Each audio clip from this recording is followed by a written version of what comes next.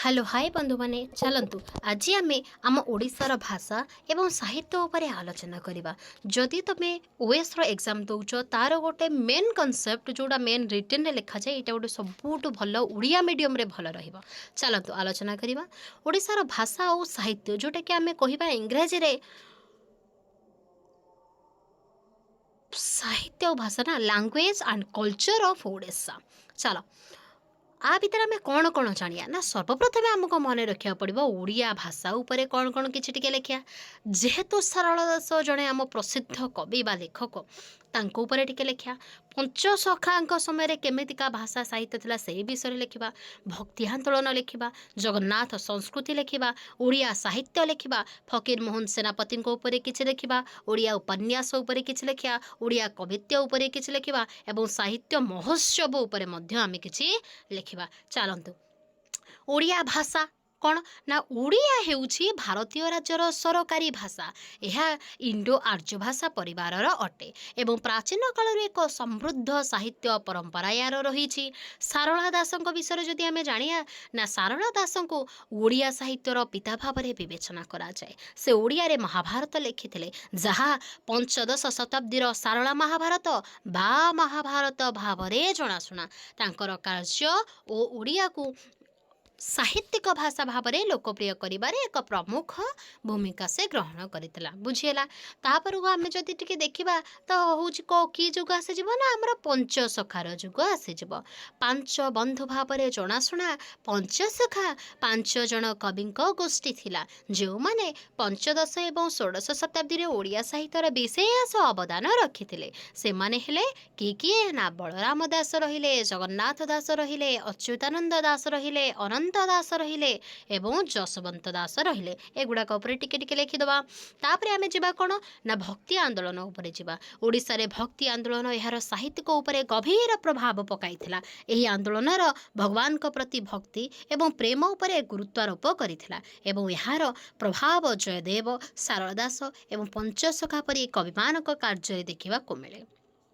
पाँच रे कौन आसी जाउची ना आम जगन्नाथ कल्चर आम जगन्नाथ संस्कृति उपरे टिके लिखिया ना जगन्नाथ संस्कृति ओडिया साहित्य एवं समाज एक अविच्छेद्य अंग। पुरी जगन्नाथ मंदिर चारिधाम तीर्थस्थान मध्यरु अन्यतम एवं कविता गीत एवं नाटक समेत अनेक साहित्यिक कार्य को प्रेरणा देछि। ओडिया साहित्य ओडिसी हेउछि ओडिशार एक शास्त्रीय नृत्य एवं यार साहित्य कला रूप में एक प्रमुख भूमिका ग्रहण करिथाए। ओडिसी साहित्यर गीत कविता एवं रचना अंतर्भुक्त जहाँकि नृत्य पाठ समय रे परिवेषण करा जाए। तापर को जिया कोन ना फकीर मोहन सेनापति को आधुनिक ओडिया साहित्यर पिता भाव में विवेचना करा जाए। हाँ ना नहीं करा तो जाए हाँ कौन से ओडिया कल्पना रे वास्तववादितार परिप्रकाश देइथिले एवं उपन्यास क्षुद्र गल्प एवं नाटक से लिखिथिले। तांकर जदि किछिटा मन पड़ीज आपणकर लेखा टे लिखिदेवे कौन जमी छ माण आठ गुंठु रेवती ए कौन जहाँ ऊनविंश शताब्दीर शेष तथा विंश शताब्दीर प्रारंभ में सामाजिक प्रसंग एवं सांस्कृतिक चित्रण करथिला। तापर आठ रे कौन लिखिया ना आम ओडिया उपन्यास उपर टिके लिखिदेबा कौन कौन ना आधुनिक जुगरे ओडिया उपन्यास प्रसिद्धि लाभ करिछि। जेमति कि लेखक हिसाब से आम दे परिबा गोपीनाथ महांती मनोज दास एवं प्रतिभा राय परी लेखक माने आ सहित जदि तम तांको साइट रे तांकर किछि किछि गोटे गोटे लेखा देदेव तो बहुत बढ़िया आपणकर मेन राइटिंगटा हेजिबो।